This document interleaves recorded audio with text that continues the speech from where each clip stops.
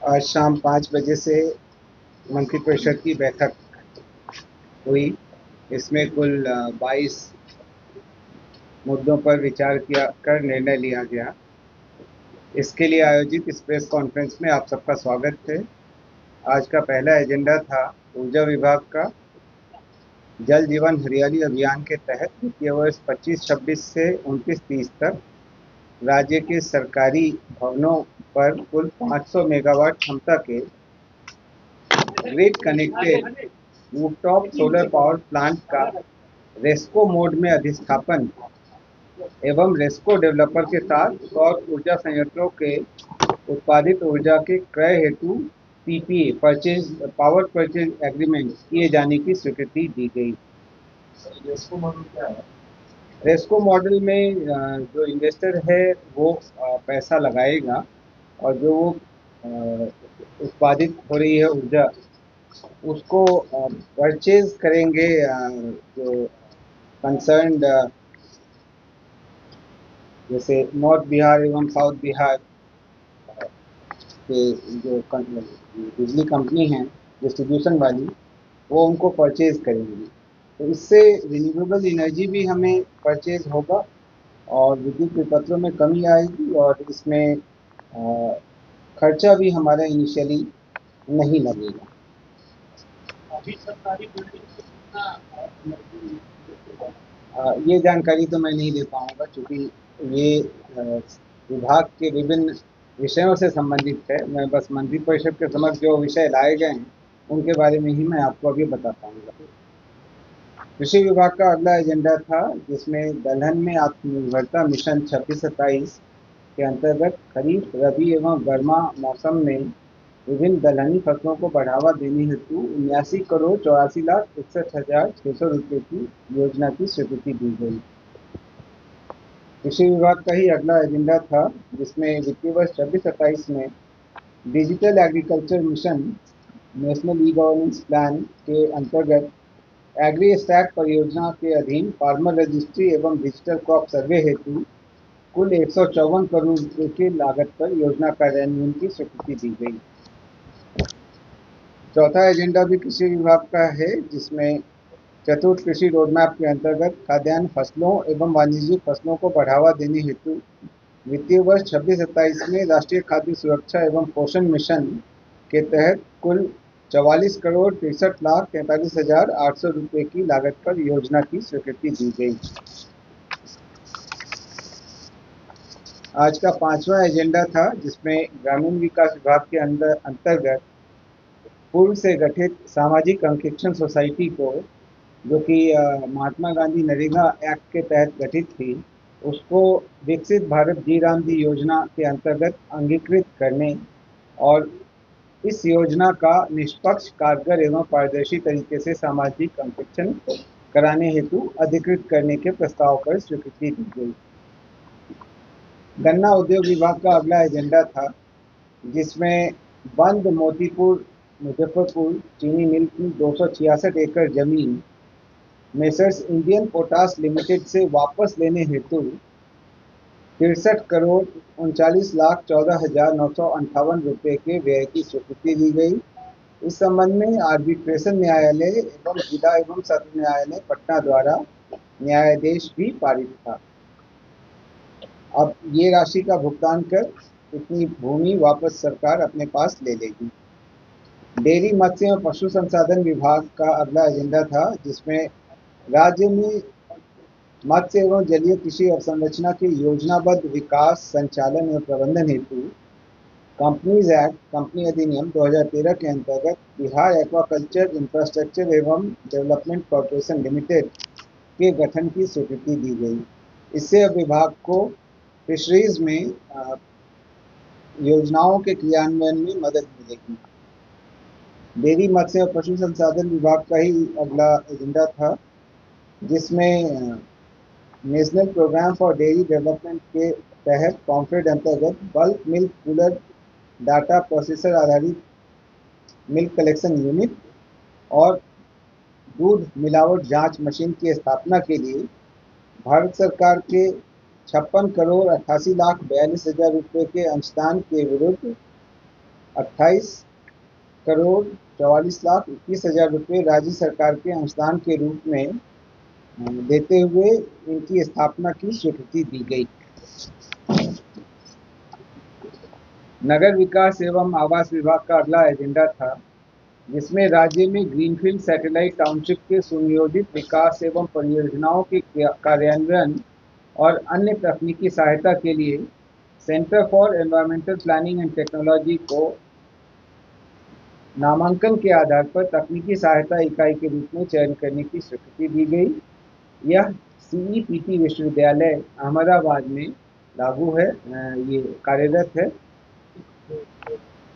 नगर विकास एवं आवास विभाग का ही अगला एजेंडा था, जिसमें पाटलिपुत्र और तिरहुत ग्रीनफील्ड सैटेलाइट टाउनशिप के कोर क्षेत्र को विस्तारित करने की स्वीकृति दी गई तथा पाटलिपुत्र, हरिहरनाथपुर, मगध और तिरहुत के कोर क्षेत्र एवं उसके बाहर विशेष क्षेत्र में बुनियादी ढांचे, सेवाओं और संबद्ध संरचनाओं के विकास हेतु टाउन प्लानिंग स्कीम के अतिरिक्त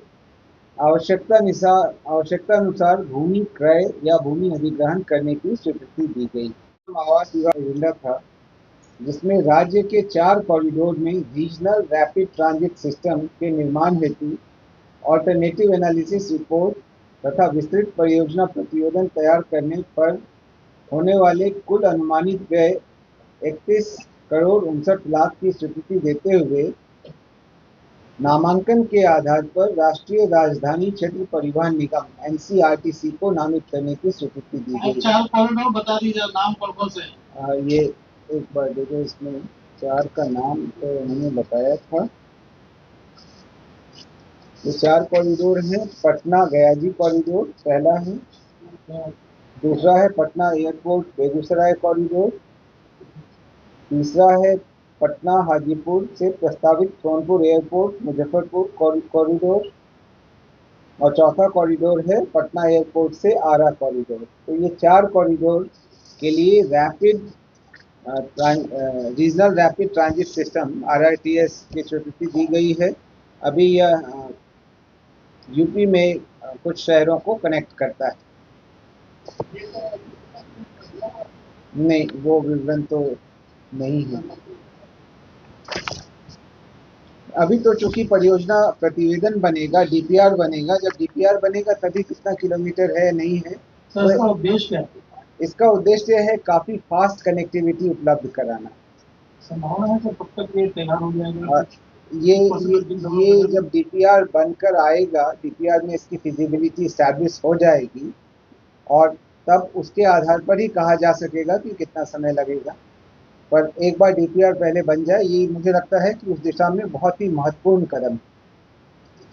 इससे सैटेलाइट टाउनशिप्स भी डेवलप करने में मदद मिलेगी। पथ निर्माण विभाग का अगला एजेंडा था, जिसमें भागलपुर जिला अंतर्गत गंगा नदी पर विक्रमशिला सेतु पर बेली ब्रिज निर्माण कार्य, नए सस्पेंडेड स्लैब निर्माण कार्य एवं सेतु के संपूर्ण भाग की मरम्मती और पुनर्स्थापन हेतु 126,25,55,000 रुपये के अनुमानित लागत पर प्रशासनिक स्वीकृति दी गई। योजना एवं विकास विभाग का अगला एजेंडा था, जिसके अंतर्गत मुख्यमंत्री निश्चय स्वयं सहायता भत्ता योजना को अगले 5 वर्षों वित्तीय वर्ष 26-27 से 30-31 तक विस्तारित करने तथा इस पर वित्तीय वर्ष 26-27 में कुल 300 करोड़ रुपए व्यय की प्रशासनिक स्वीकृति दी गई।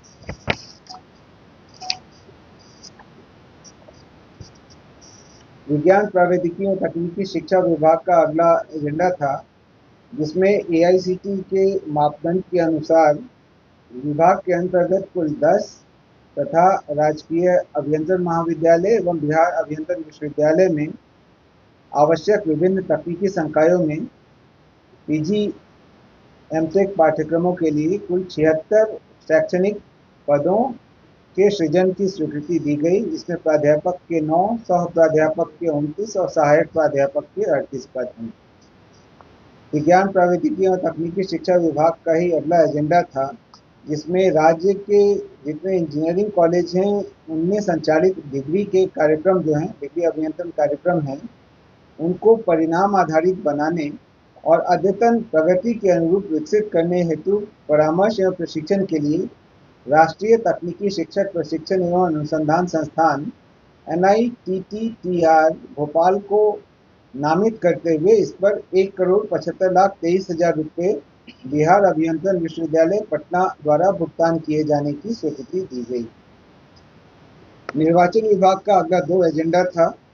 पहले में जितने निर्वाचक निबंधन पदाधिकारी हैं ERO, उनके वार्षिक मानदेय की राशि 30,000 रुपये की दर से निर्धारित करने के फलस्वरूप राज्य के कुल 243 निर्वाचक निबंधन पदाधिकारियों के मानदेय भुगतान हेतु वार्षिक 72,90,000 रुपये के व्यय की स्वीकृति दी गई। दूसरा एजेंडा AERO से संबंधित था। AERO का 25,000 रुपये की दर से वार्षिक मानदेय निर्धारित किए जाने पर राज्य में कुल 1,351 सहायक निर्वाचक निबंधन पदाधिकारियों के मानदेय भुगतान हेतु 3,37,75,000 रुपये वार्षिक व्यय की स्वीकृति दी गई। अगला एजेंडा स्वास्थ्य विभाग का था। माननीय मुख्यमंत्री की घोषणा के अनुरूप एम्स पटना के विस्तारीकरण के लिए मौजा भूसौला दानापुर थाना नंबर 40 में रकबा 26.76 एकड़ के अधिग्रहण के लिए चिन्हित भूमि पर व्यय हेतु अनुमानित करीब 348 करोड़ रुपये 89,98,270 की स्वीकृति दी गई। राजस्व एवं भूमि सुधार विभाग के अगले 3 एजेंडा थे, जिनमें मधुबनी जिला के अंतर्गत लखनऊ अंचल में 5 एकड़ उद्योग विभाग,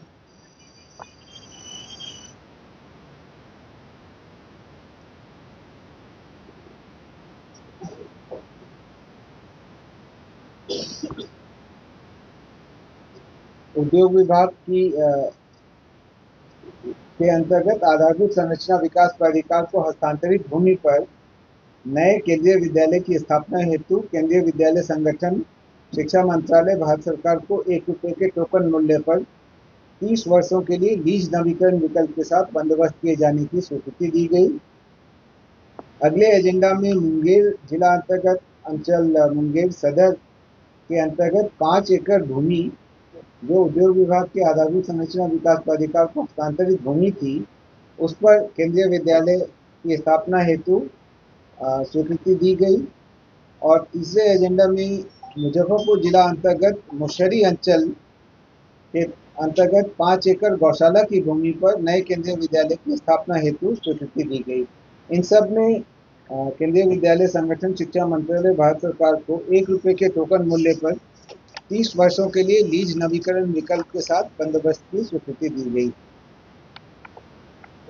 आखिरी एजेंडा राजस्व एवं भूमि सुधार विभाग का था, जिसके अंतर्गत मुंगेर जिला में सिंचाई प्रमंडल लक्ष्मीपुर के अधीन सिंघवारनी जलाशय योजना एवं इससे निकलने वाली उच्च स्तरीय मुख्य नहर में क्षतिपूरक वनीकरण कॉम्पेंसेटरी एफोरेस्टेशन हेतु अंचल हवेली खड़गपुर के मौजा रमनकाबाद के विभिन्न खाता एवं खेसरा की कुल 39 एकड़ 58 डिसमिल भूमि को पर्यावरण वन एवं जलवायु परिवर्तन विभाग बिहार पटना को निःशुल्क अंतर्विभागीय स्थायी हस्तांतरण की स्वीकृति दी गई।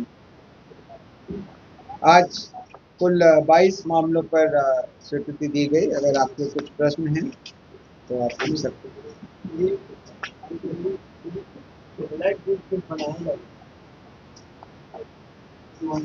हाँ।